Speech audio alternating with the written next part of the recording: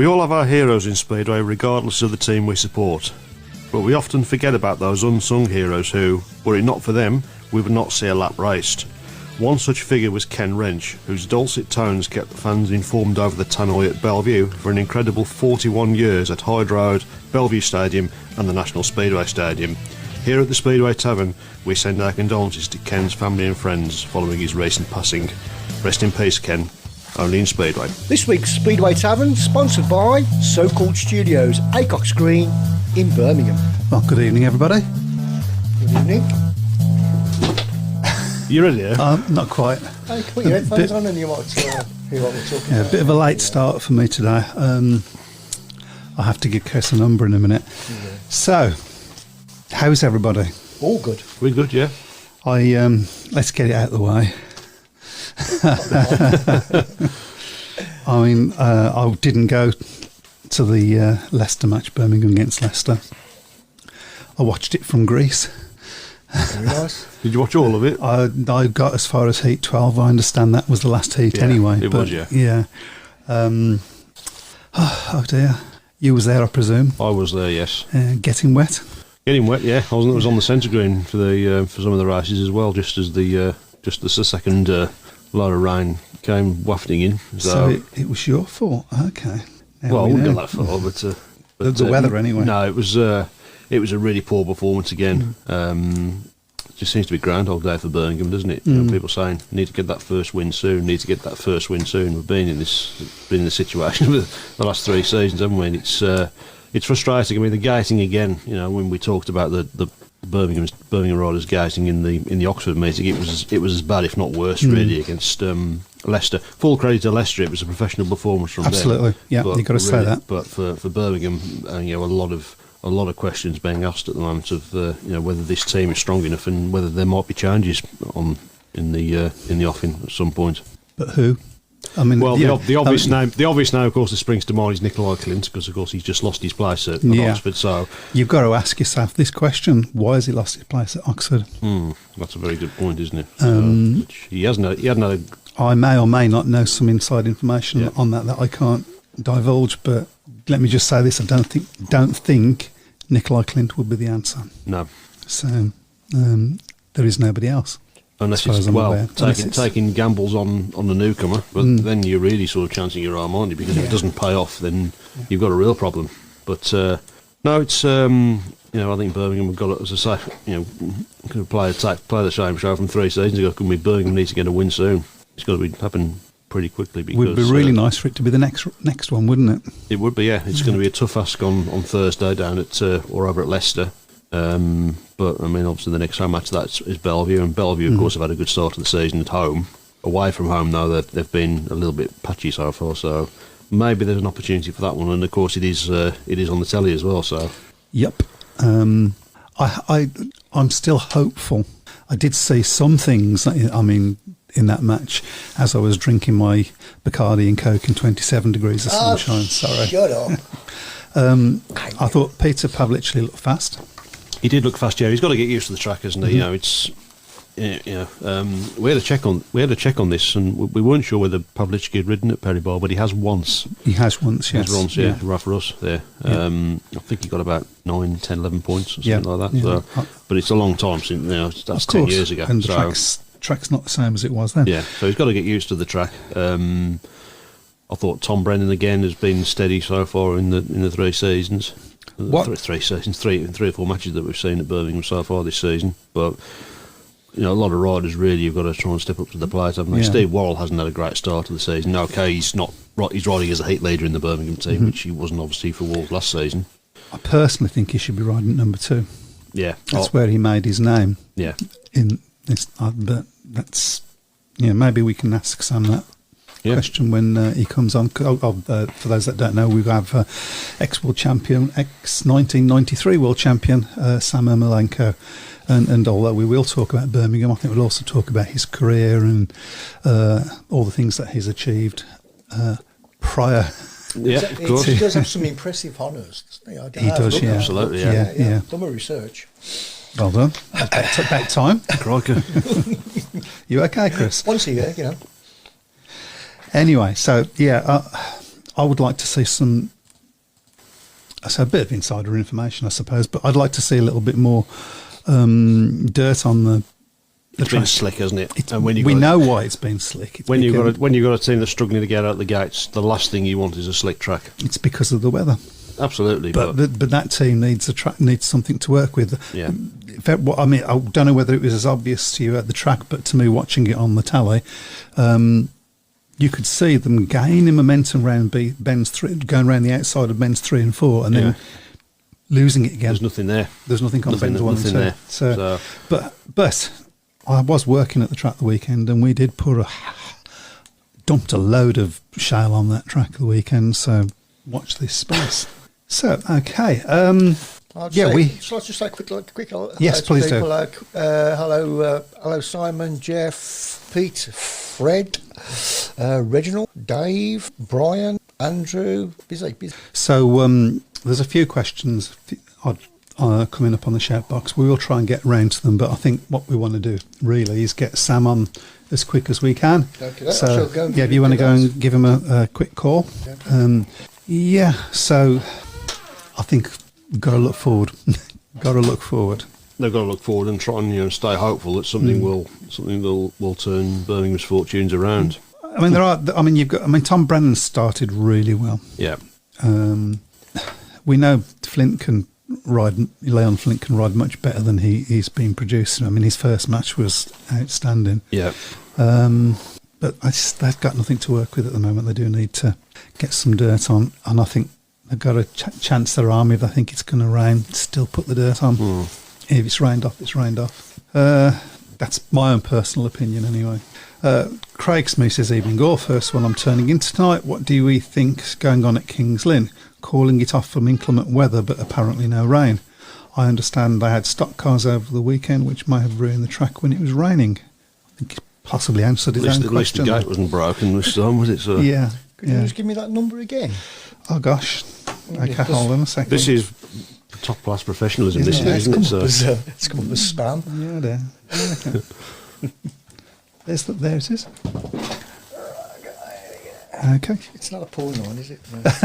No. I didn't realise until I did my research today that Sam's first name isn't Sam. It isn't, no. It's Guy. Guy Allen Ermolenko is his full name to... So we might ask him about that. Mm-hmm. And I think it was Barry Briggs that might have given him that. His first, I think it was. That's where I was. That's what I was reading. And also Barry Briggs gave him his first nickname, which was going to be not Southern Stan, the Red Russian. The Red Russian, because of his surname. So yeah, but I believe he didn't like it. So what else has been happening around the tracks? Well, we've had a couple of Australian riders, of course, who've missed flights, haven't they? In the form of Rowan Tungate and Jason Doyle, of course, who missed last night's fixture. Rowan Tungate got a fine, but Jason Doyle didn't. Yeah, the statement has been released. Again, good to see that the statement's been released pretty quickly. Having received documentation from the airline that Mr. Doyle was scheduled to be on the flight, had technical issues and was unable to fly, the Ipswich promotion, as well as Mr. Doyle, tried to make alternative arrangements to get back to the UK. Due to the plane having no technical issues at the scheduled time of departure, there were no other flights available for Mr. Doyle to board that would get him into the UK for him on time to get to Bellevue. Unfortunately, Ipswich's only option was to use the no facility regulation. However, for Mr. Doyle, as this issue was out of his control, there will be no further penalty. Speedway Control Bureau will be making no further comments. Slightly different to what happened to Rowan. Just a bit, yeah. We'll get on to that. I think we have. Fingers crossed. So hopefully we have a fantastic guest on today. Sam, are you there, mate? I'm here. Yes. Fantastic. No, it's all working. First thing. Thanks so much for coming on tonight. I know you're really busy at the moment, so really appreciate it. Thank you. Okay. No worries. The next voice you're going to hear will be Matt, and off we go, Matt. Yep, great to be talking to a Wolverhampton legend and a guy that I saw watch so many times, Sam, over the years. But let's. I take it that's Chris talking now, right? No, this is Matt. This is Matt. All right, there's Matt, and is Chris involved as well? Yes, Chris, on the lynch. He's the producer. There you go. Now I'm hearing Sorry, it all. says. Okay, there you go. What Matt's not telling you is he's been a Wolverhampton fan for how long? 33 years. There you go. 33 years, yeah. There we go. There we go. But let's go on. Let's really talk about the present to start with, Sam. It's not been, in terms of results, not been a great start for Birmingham. On top of 3 pretty disappointing seasons for the club in terms of results. So pressure really to get it turned around, I suppose, is the question really, Sam. Well, I wouldn't say it's pressure. I think reality really is what we should be looking at. We're looking at a club that's come up with not a lot of experience into the Premiership, which were granted a spot in it at the 11th hour. I think every other club had their roadmap mapped out already when they invited Birmingham in and muscled their way in front of Birmingham without any choices of many selections left. To be fair, yeah, I mean, if that makes any sense. Yeah, that's a fair point. But really, from the first 3-4 matches that you've had so far, I think probably as an outsider looking into it, I think the biggest concern at the moment has probably been certainly at home, has been the gating. Although, I think there's been obviously mitigating circumstances. The track's obviously had to be prepared really because of the weather. So you're hoping really that can sort of get that sorted out, and maybe the gating can be better, and Sorry. You've just not been able to fit there, Chris. My fault, sorry. Okay. Yeah, so the gating is the big concern. You're saying. I think if you're looking from the outside in, the easiest thing to do is to blame it on the gating, and there's no doubt about it. If we were gating better, we wouldn't be in this position because we'd probably be in front.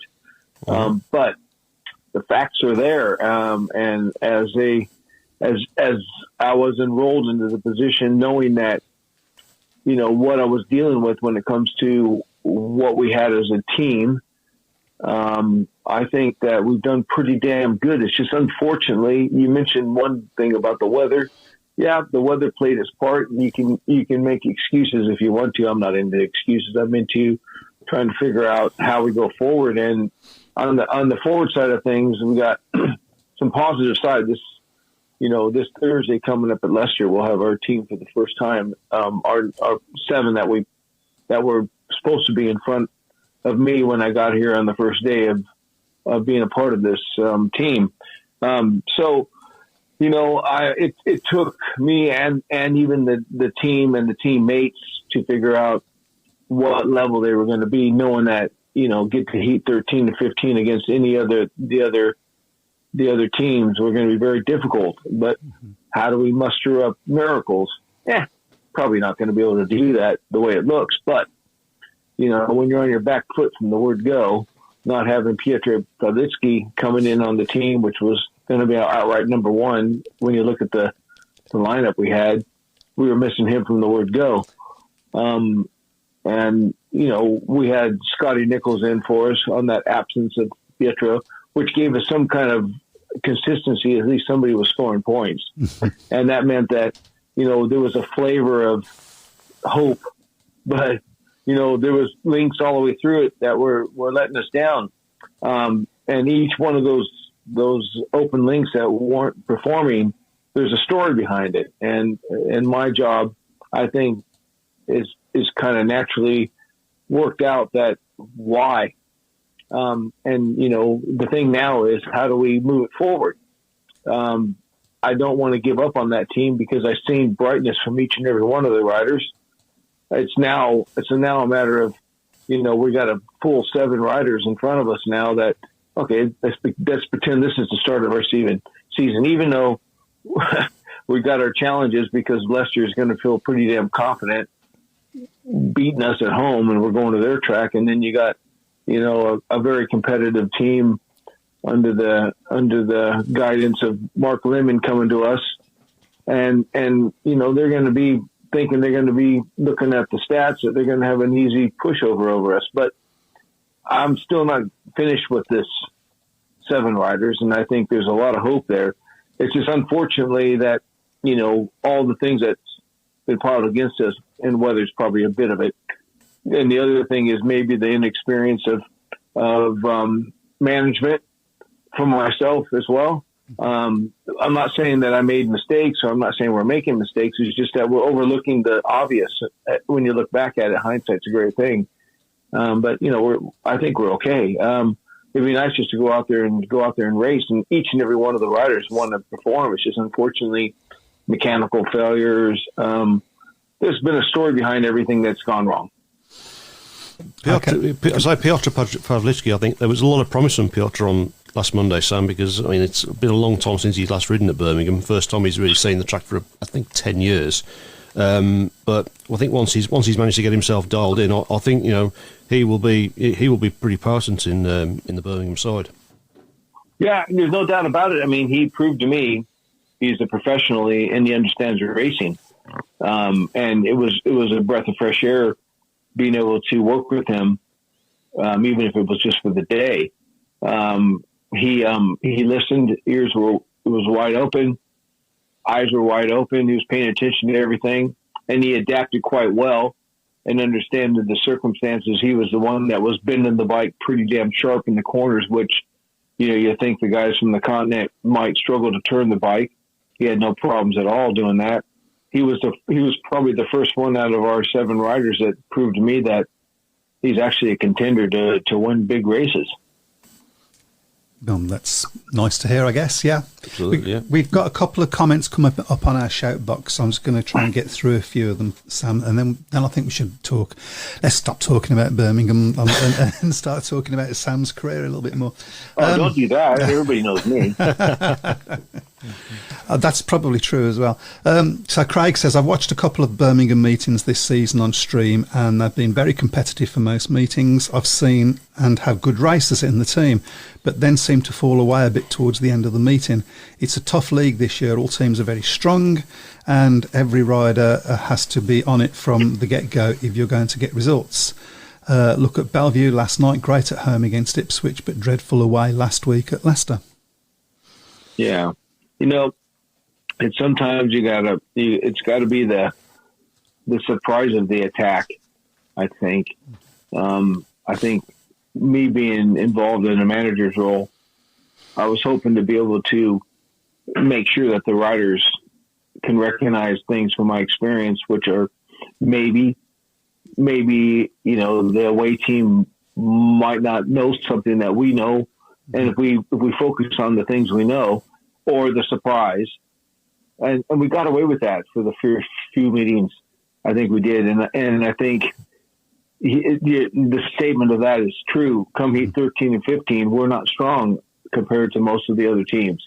And if we can get ourselves in front, which we did against Sheffield when they came to us, we pushed because we got that lead right from the word go. We were getting the 5-1s and getting heat advantages till we got ourselves to where we had a little bit of a cushion where Sheffield were able to attack with their big headers and then come down to an equal scoring at the end. And, we came back at Oxford for our first match because we had no experience on most of our riders didn't have much track time, and nor did Oxford, but we had our eyes focused and we knew what we wanted to do. And unfortunately, we couldn't seal the deal at the right time. All right. I'm still learning riders. And when they tell me in the pit that they're going to do something, I got to believe in them and give them that chance. And if I was sitting there and I thought, I had a mechanical problem my race before and I got that sorted now, I'm ready. And my team manager came up to me and said, hey, what are you going to do now? And then I said, look, I got it done now. I'm ready. You got to give them that chance. And, that's a learning curve for myself. But as far as, as the racing continued and, we were lucky not to go to Kings Lane, for the weather side of it, because I don't know how we would have done there exactly. But the way the form was going, maybe not so good. But then again, Kings Lynch had a bad run. Yeah. So that's, again, the surprise that you hope that you can take advantage of. And we didn't have that opportunity at that time. And then we were faced with bringing Leicester to our club thinking they had a bad run. But, we were fighting the weather and the track conditions from the rider's point of view from day one have been deteriorating until we got to Leicester. When I say deteriorating, meaning it was changing the way they didn't want it to change. Right. And that was down to the weather. The track staff had to make decisions. And the owner of the stadium or the owner of the promotion, Nigel, he had to make a decision on whether he wanted to run with the weather being so bad or not. His inexperience chose to run. We might have been better off just saying, knock this one on the head because the forecast doesn't look good and just build off the back of that, give us that little bit more time maybe. But these are learning curves for all sides. And, to me, I think it's exciting as hell because I got some definitely good racers on they proved to me the first couple of matches, these guys have the ingredients. Just how do I keep them consistent? That's what I'm trying to do. I mean, one of the things I would say as an out-and-out Birmingham supporter myself, that there is a difference between what we was watching last season and what we're watching this season, which is that even though they're not making the gate, you don't see riders giving up. That you can see the effort there, and as a supporter, that's really important. Yeah. Some of the riders on the team, and would like to think that they might want the track a little bit grippier in places, and some might want this. So we were trying to find, for some reason, from day one, when we got on that track after they worked really hard over the wintertime to make a really nice, smooth racetrack, there was actually, it was slick, but there was actually some bite in that track. Yeah. And the riders got a little content with that. And it never found that again. Right. And so now we now got to try to get the track creators to be able to put some dirt get some grip into that track.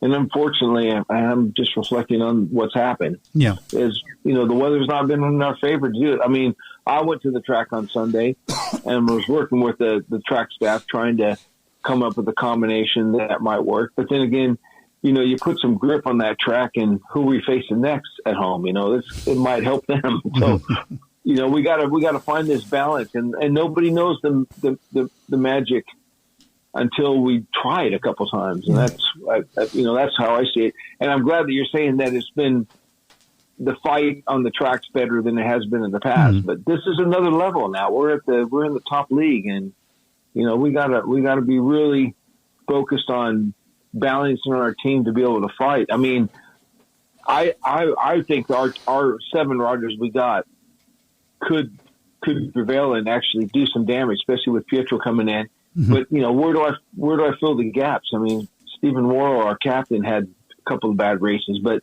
he didn't recognize that until he changed his bike, and then it was going, and then now the rain's there and it's too late, So there's so many different things that are facing me, and unless I was right on top of these guys on the mechanical side of things on a daily basis, it'd be difficult for me to actually comment because I have to work with them on the day.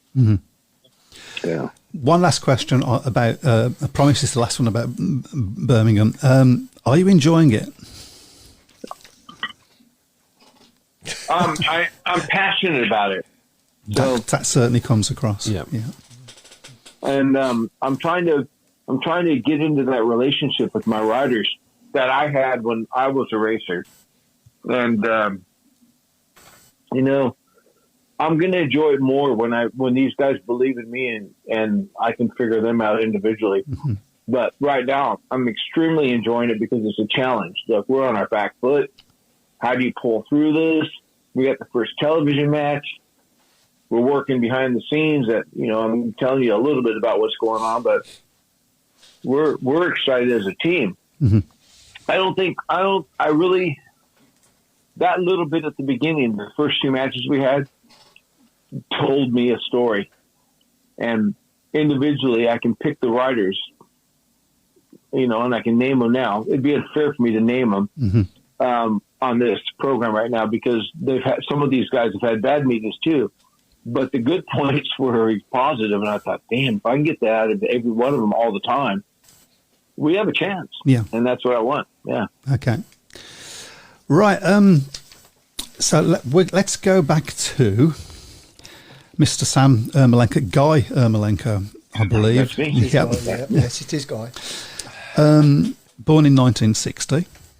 I'm sorry about that. That's okay. I'll be 64 sometime this year. Yeah, I'm getting old now. I'm one of those guys, Yeah, me too.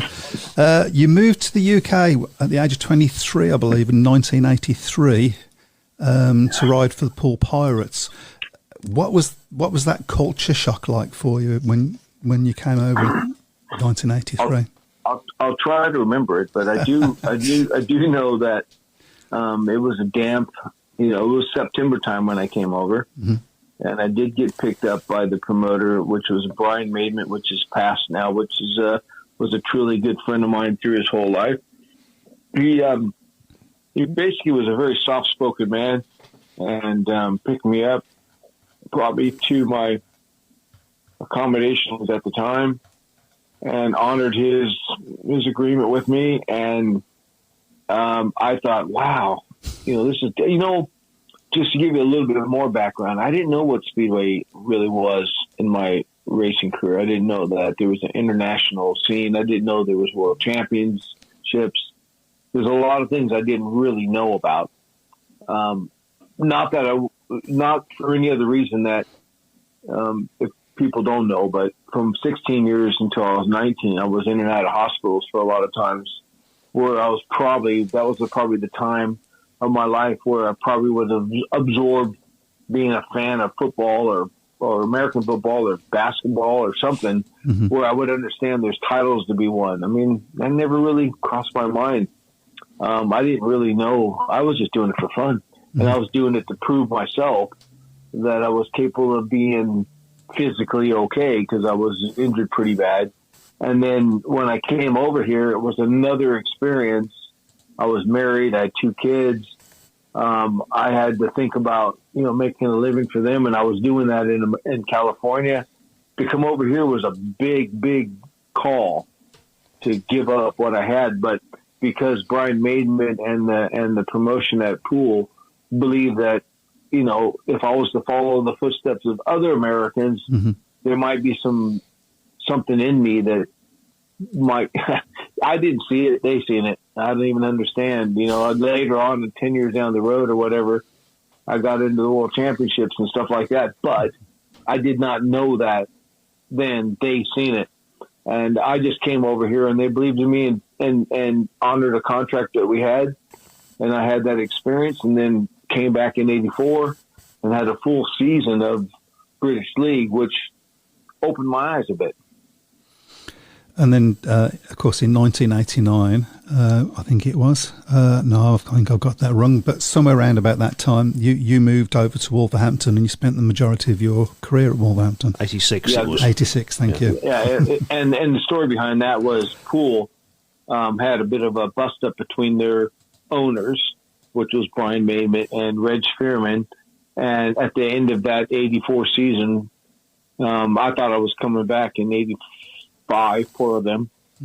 But I was notified when they kind of knew that it was going downhill, that they weren't going to be racing in 85. And I thought, well, okay, well, that was short-lived. And I didn't take it. I mean, I didn't even think about, oh, my God, well, what am I going to do? I just went back to California and started my life again and thought about, wow, that was fun. But I also knew that there was a trail to get back over to Europe if you were to qualify through the American Championship to come back here. Right. So my natural ability put me in the point standing where I actually qualified. And next thing you know, I was coming over here for an overseas championship and then an intercontinental final championship. And then I'm in the world final. So it was like business as normal. I mean, it wasn't until 86 that I came to Wolverhampton, as was just said. Yeah. And I mean, you look back now on, of course, I mean, you finished third in the 85 final, Sam, at Bradford, which was a bit of a shock. But, I mean, how much do you ever look back now on that race with Kai Niemi and think, what if? Because you were definitely capable of beating him in that race, Sam. Yeah, but the thing of it is I didn't understand he had a broken leg. I didn't know the history of him. I had this own program in my head. If I make the start, go like hell. If I get second, stay in second because, it's better than third. If I get the third, push. Push hard. And if I'm in fourth, freaking let it all out, whatever that takes. That was my mentality of that approach to that meeting. But I was getting first and then seconds. So with Kai, it was second. Why? I don't know how, it was early on in the point scoring. Second's better than third, isn't it? That's how I look at it. Mm-hmm. So I was a newcomer. Yeah, sure. Looking back at it, I was closer than the other two when it come down to your heat by heat point scoring. But hell, I didn't know that. I didn't even understand that there was a green light go whenever you were on the inside gate. I didn't understand that. And I was told before that started in the runoff, Sam, have you seen the green light dump the clutch? I was thinking, yeah, whatever. I seen the green light, turned to look at the tapes, and they were already gone. Yeah. So that advice I didn't even take because I didn't have that practice. And then, of course, joining Wolves in 86. How much of an influence do you think Peter Adams was on your career, Sam? Because, from hearing interviews that you've done before, I mean, you obviously weren't aware of Pete's history, but of course Pete started telling you about, working with Ollie Olsen, Bruce Pennell, Eric Gunnarsson. Did something then click as to say, this man could help me win the World Championship? He preached that to me when he called me to join his team in 86. I didn't know who Eric Gunnarsson was or freaking Ollie Olsen was or any of those guys. I just knew that he says, I can help you. And my passion, you got to understand, I didn't have that desire. I didn't understand that desire to do that. I was more like, wow, so I'm making money out of racing motorbikes? Hell, this is cool. Come on, wife, kids, let's go over here and try this for a while. We can afford to do this, can't we? And we came over here and I started my career with Wolverhampton, and then kind of at the beginning or the middle of or the quarter way through that or a third of the way that, Peter Adams disappeared because he had some other personal issues they had to deal with, and Wolverhampton was going to collapse. And all of a sudden, I think I was one of the senior performers for Wolverhampton, and all of the things that were promised to me financially and stuff just had a big freaking noose around its neck and stopped. And I had to think, wow, I guess we're going to go home, or, we're done. But then the consortium that came together to kind of keep Wolverhampton living reapproached me and said, look, you know what, Sam, you need to think about this for the team if you can. And I'm thinking, well, why? But they said to me, if we can reduce your contract to a point where we can afford it as a consortium, we as a consortium will float the rest of the year and see what happens for the next year. And I agreed to it. And I agreed to it not because any other reason that if somebody asked me for help, I would listen to why and say, yeah, sure, why not? I can do that. I wasn't starving. My family wasn't starving. We were okay. So we agreed to go along with it. And then in 87, that consortium then came down and narrowed itself up a little bit. And at the end, it was Chris Van Straten that was the leader of that. And they honored everything they said they would do if I could help them get through 86, and brought it all back to me in 87. And we never had a bad point in our relationships from that point on. And of course, it was all going so well until 89, of course, when you had that horrendous long track crash in West Germany, as it was there. I think it was Herxheim, wasn't it? It was, yeah. I think, as far as I'm aware, Sam, you've still never ever seen footage of that crash, have you? That's correct. Yeah, I don't know what happened, and not that I'm searching for it or anything like that. I just know that, I was ambitious. The trend was then, if you want to be world champion, you do this. If you want to be double world champion, you do that. And I thought, all right, just follow what these guys are doing. I'm a motorcyclist. I'll get on the bike and ride it and have a go. And unfortunately, I got hurt. I've been told what happened, but I've never seen no footage of it.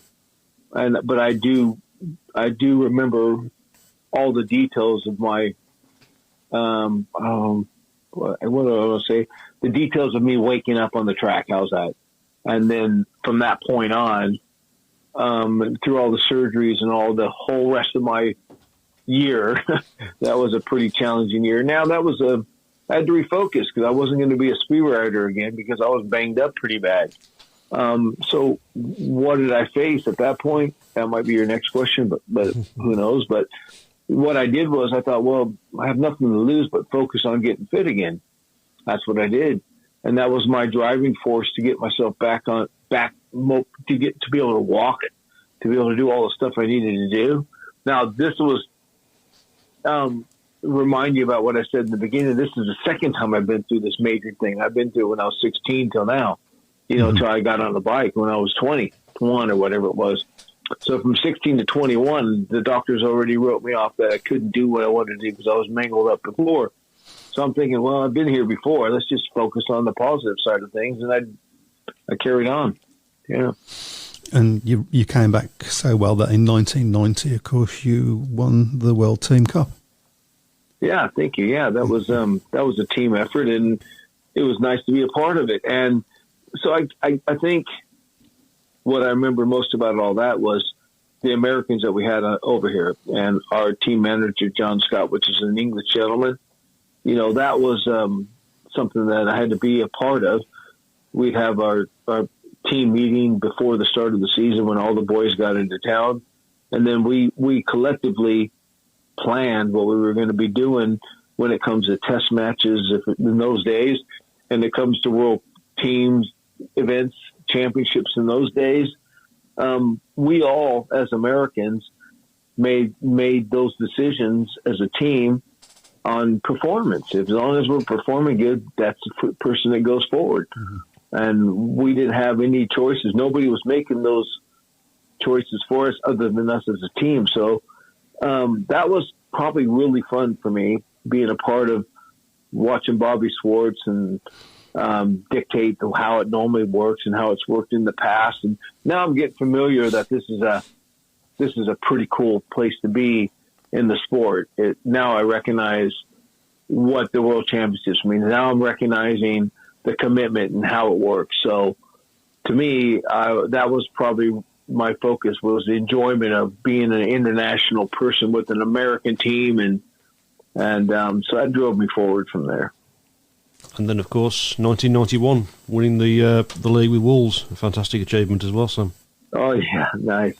Yeah, we might have done it earlier, but I wouldn't got myself hurt, didn't I? But all the above, yeah. I mean, it's a great memory to be able to pay back, the supporters that supported me through thick and thin through that long track crash, because Chris Van Straten did not have to wait for me, and he did. He kept a spot open. That was business for him. And now that I'm on the end of my kind of time, I see how but I know the choices were probably a little bit different because of the way maybe the business of Speedway and averages might have been, and replacements and all that stuff. But, that was pretty honorable for him to pull me along like that and hold that gap. Maybe there wasn't a choice for him. I don't really know.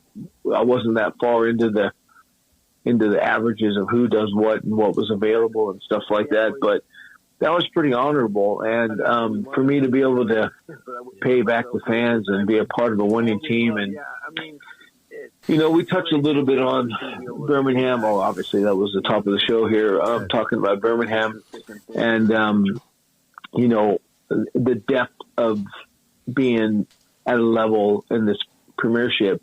Well, I would like to think that I brought a lot of that to Wolverhampton because I had my own kind of mechanical industry behind me, because I understood mechanically that if I wanted to be good in this game, I have to build a team of people around me back then, which is kind of common now. All the Grand Prix guys got teams, but my team focus was making sure that I can have a family life at the same time I have my bikes and my engines and everything working good. So I built workshops to do that. And I shared that with my 1 to 7s at Wolverhampton. So if we weren't performing as a team because there was a mechanical problem, my guys that work for me, I put them on that case and said, look, we're all right. Go help, Andy Phillips, or help Wayne Carter, or help Jan Steckman. Help them, because we're okay. And if we can get all 7 of us working good, we'll win. Mm-hmm. And that's why and how we stayed at the top, I think, as a team. Absolutely. Whilst I've got you, Sam, there's one thing I've always wanted to ask you. We raced against Reading in the Gold Cup in '92. Now, my memory of the build-up to that was it was built up as a grudge between yourself and Per Jonsson, because there was a lot of speculation that you and Per didn't get on. Is that true? Because that never really came across to me. We hated each other. Straight to the point. Straight to the point. No, we were both very competitive. I always say, I use this one. I've used it before. You know what? When we're in the showers after the racing's over, and it happens to be joint showers, we're bare bone naked, and we're both human beings, man. And we talk and laugh about it there. But when we put our helmets on and we put our suits on and all that stuff, we want to win. And he was a focused dude, just like I was, just like Hans was, just like all my other competitors at the time were. You got to have some kind of, I got you one day, you got me the next. That's how it was. Now, because that was probably the most competitive times, that was it for me. That's when I was learning my trade. And if you can just get over that guy, you're a better rider, aren't you? And that's how I proved to myself that I can do it. I can do it because I do it. And that's it. So if you got in my way or I got in his way, it's like, personally on the track, you might be yelling under your helmet like, man, that was cold. Why'd you do that? You didn't have to do that. Yeah, he did, because if he didn't do that, I'd pass the bastard. Or the same thing to me. You know what I mean? So that was it. So we have to work hard to do that. And when he got me, the next time I got him, we just go up. But guess what? As soon as we strip down and we're in the dressing room, we're like, hey, dude, that was good. Yeah, I got your back, didn't I? And that's how it was. Yeah, that's exactly how it was. So, as I say, everyone knows, of course, about your injury, Sam. But I mean, you look at someone like Per now, and you must think, crikey, I'm so lucky that I never ended up in the situation that Per's in now. Because there's no doubt for me that Per Jonsson would have gone on to win more world championships had he not had the injury. Yeah, it's very unfortunate. Yeah, and we've spoken about that before, me and him. It's just, we can't really think about that when you're a racer. You just move on and keep going. But yeah, it's unfortunate for anytime somebody has a serious injury, you got to think, man, when I was towards the end of my career, that's what stopped me. I had a bit of an incident in Sweden in 2006, and I landed on my head and really hurt my neck. And I actually broke my neck, but no, it wasn't publicized. And I decided I'm done, and I just stopped because I didn't want to be in that position as you just described with Per and stuff. Yeah. Okay. Well, we've sort of not got to it yet, but we'll get to it now. The pinnacle of your career, of course, Pocking, 1993, finally winning that World Championship. It would have been, I suppose, it would have been nice really to have won it without all of the controversy that surrounded it with your clash with Hans and then obviously what happened in the rerun. But ultimately, the record books say Sam Ermolenko, World Champion 1993. Yeah, you're right. I think there's been a lot of things that have been thrown against the wall and didn't stick with my career. I look back in 92. I thought 92 was going to be the year I was going to win the World Championship. And if you recall what happened on the event that year in Wrocław. Threw it down, didn't it? And right at Heat 3, right in my first race. Mm-hmm. And the referee made strict instructions, if you don't come out, you're excluded. And you have to go out. yeah, whatever. You know what I mean? To me, now, I'm going to tell you a little story, which might have been said before, but I knew straight away right then and there, the FIM don't give a shit about us. Because there's no way you're going to put a world championship on knowing there's a thundercloud coming behind the grandstands, coming over it when we're on the parade. And it's black as hell there, with thunder coming down. And it's bright and blue. You turn your back, but it's coming your way. And all of a sudden, the green light comes on. You guys got to get on the track 2 minutes. The rain started coming down. It's not safe. You shouldn't do that. It changes the whole world championship. And, yeah, they don't care. They're just putting the damn thing on. So I rebelled against them. I told them all to go get stuffed and did my own thing. So the next year, we're in Pocking, and they were just starting to wanting the riders to come and do their FIM dinners and all that kind of stuff, just to kind of give them the credibility that they're the super studs in the world, and we're just the cards on the table for them to play with whenever we're out there. I rebelled, and it just so happened that my son's birthday was on the world final day. He was into golfing and stuff, and I just said, let's go to this world final.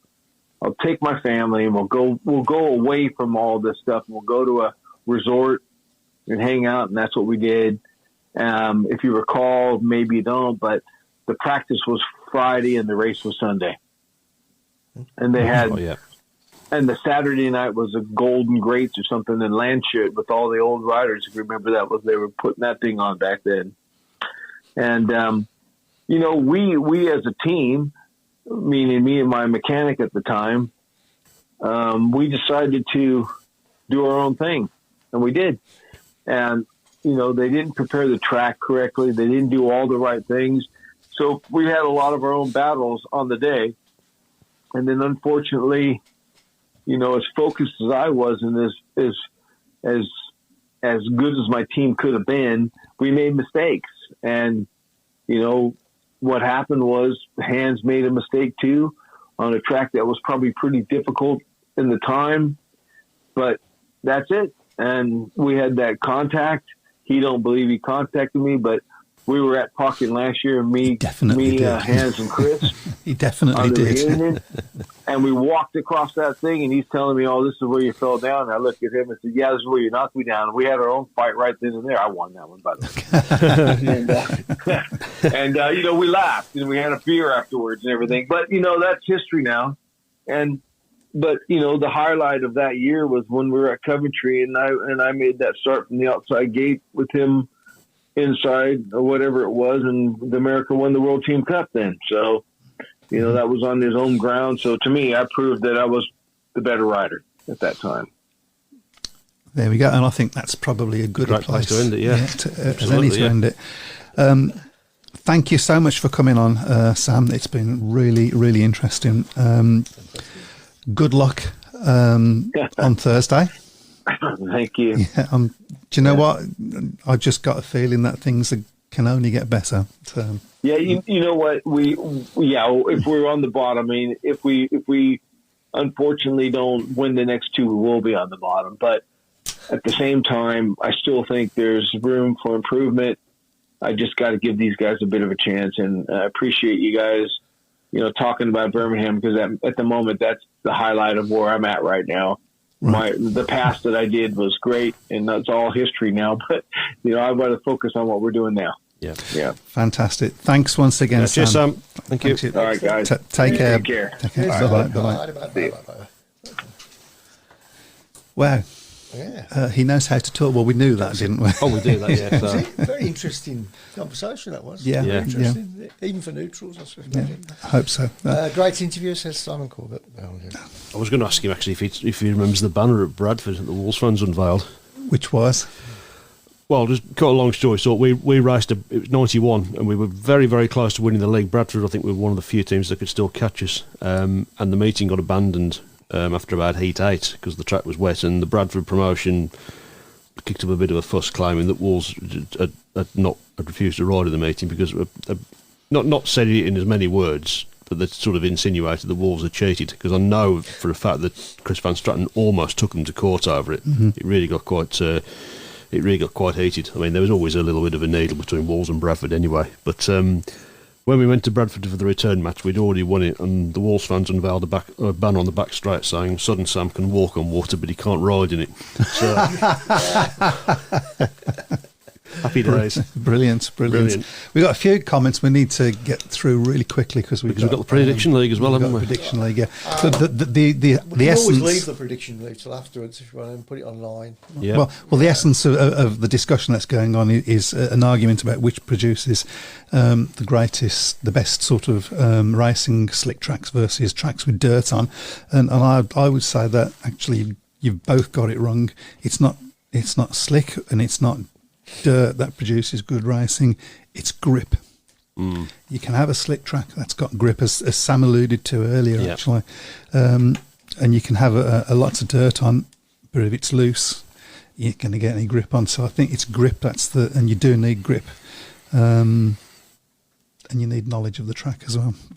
So, yep, okay. Shall we get on with our Prediction League? Yep, go on then. We've got time, 5 minutes. We haven't got as many matches this year as we did last year. No, we haven't got too many matches there. So let's go for the first one then tomorrow. Poole against Edinburgh in the first leg of the quarterfinal of the Knockout Cup. I believe this is down to me, isn't it? Yep. That's going to be an interesting match. I will say Poole by 8. 8. Okay. Poole by 12 also. Okay. I'll go Paul by 6. Okay then. You weren't sure then, were you? Okay. Next up, Ipswich against Sheffield on Thursday. Against Sheffield. That's going to be up to you, isn't it? It's all right. Ipswich by 6. Chris? Ipswich by 4. Ipswich by 10. Okay, also on Thursday, Leicester against Birmingham. That's me then. Afraid so. Leicester by 8. I'd take that. Would you? Cool. Okay. I'm going to say Leicester by 8 as well. Leicester by 10 also. I mean, to be honest, if we can get it that 8s and 10s, we've turned a bit of a corner, I would feel. Okay, next up, Oxford against Kings Lynn, also in the Premiership. Oxford versus Kings Lynn. Up to me.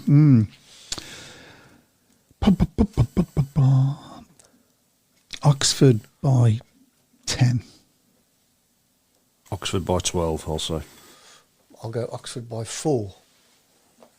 Okay, in the National League on the Thursday as well, it's Sheffield against Middlesbrough. Another great name from the past returning, of course. And it's up to you. That's what's the matter, isn't it? Oh, it's up to you. Yeah, Sheffield by 4. I'll go on that one. I'll go Sheffield by 10. I'm not sure what's the Middlesbrough sides. I think they lost the first match by 20. That was at Leicester. So Leicester obviously are stronger. So okay, Sheffield by 8. Okay then. Next up on Friday is Edinburgh against Berwick in the BSN series. And Berwick have had a good start to the season. They have, haven't they? Yeah. Okay, I'll go Berwick by 4. Yes. Edinburgh by 6. I'll go Berwick by 6 Oh. on that one. Okay, interesting. Okay, in the quarterfinal of the Knockout Cup on Friday, Glasgow against Oxford. That's Mike. Glasgow by 12. Glasgow by 10. Glasgow by 6. 6. Okay, Just can't next make up, decisions also in the quarterfinal of the Knockout Cup, Redcar against Workington. They seem to be racing each other every week at the moment. Don't they? They've not had a great start. They've had a terrible start, Redcar. They're really one of your sort of predictions, wasn't it? I know, yeah. And it's up to you. I'll go for Redcar to turn you around at this one. I'll say Redcar by 4. I'll go Redcar by 10. I've got to do it, haven't I? Oh, not a draw. Draw. Okay. Next up on Saturday is Berwick against Scunthorpe. That's also in the quarter-final. Oh, I'll go Berwick by 4. Berwick by 12. Berwick by 10. 10. Okay. On Sunday, it's Workington against Scunthorpe in the BSN. It's Mike. Yep, it is. Workington by 10. Scunthorpe by 4. Scunthorpe by 2. Okay, and last up is Birmingham against Bellevue. Up to you. I'll say Birmingham by 4. I thought you'd say that. I'll go Birmingham by 2. Here we go. I'm going to say Birmingham by 2. Yeah. And there we go. That completes the fixtures then. So far as your fixtures up. Good stuff. So Where are we all at the moment? I'll get it up next week, but I forgot to. Beg your pardon? I think we're. I think the only reason he hasn't put it up is actually because you're ahead of him. So Is that right? Yes. And I didn't do anything last week. No. How did that work? Oh, of course, yeah, I didn't do anything, did I? That's why I missed 1, 2, 3. It's not no longer in alphabetical order, is That's that? probably the first time in 3 years. 4 years, Yeah, maybe. can we stop now? yeah, nah, I still want that 100 quid. Yeah. Yeah, so, okay. Who's at top? Roughly off the top of your head, is it? Duncan Pemberton and John Bird, I think, are joint top right, at the okay. moment on 16. I think might be 16, 17, something like that. I'm guessing me and- Simon slowly. Slowly, yeah. Well, me and Simon Corbett are going to have words later. He's predicted Bellevue by 10. I think he's about. Well, I think he's about 14th overall, but he's. I think he put a post on Facebook earlier saying he's equal 4th, which is a little bit. I think it's a slowly catching monkey. He likes to lead us all into false pretences, doesn't he? And then, I'll play properly now. Yes. Okay. And there we go. I think we've come to a natural end, haven't we? It's been a good night. Yeah, it has been, yeah. It was a great show. Sam was absolutely spot on. I mean, what I would say to you guys out there, if there's anybody that you would like us to talk to, anybody that you'd like for us to interview, then Put your suggestions up, Put- and yeah. we'll try and make it We'll- happen. Yeah. Well, Well, that's absolutely. coming, I'll say now. yeah, I'm hoping within a couple of weeks. Because have we got a show next week? Next week, yeah, Yeah, but the week okay. after I'm on holiday. Yeah. Okay, so I knew that was coming up. Yeah, yeah. So I'm going to try. I'm possibly having a photographer that does speedway photographs at the Brummies coming up to chat with us. So That'll be interesting. that'll be different. Yeah. Watch this space. On that note, everybody have a great week. Hope your team does really well, unless it's Leicester this week. Sponsored by. Oh, do you know, that's really bad we haven't done that. Speedway Star, sponsored by So-Called Studios. Speedway Star. Speedway Star.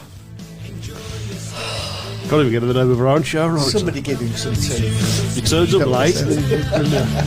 Bye. Bye. Bye.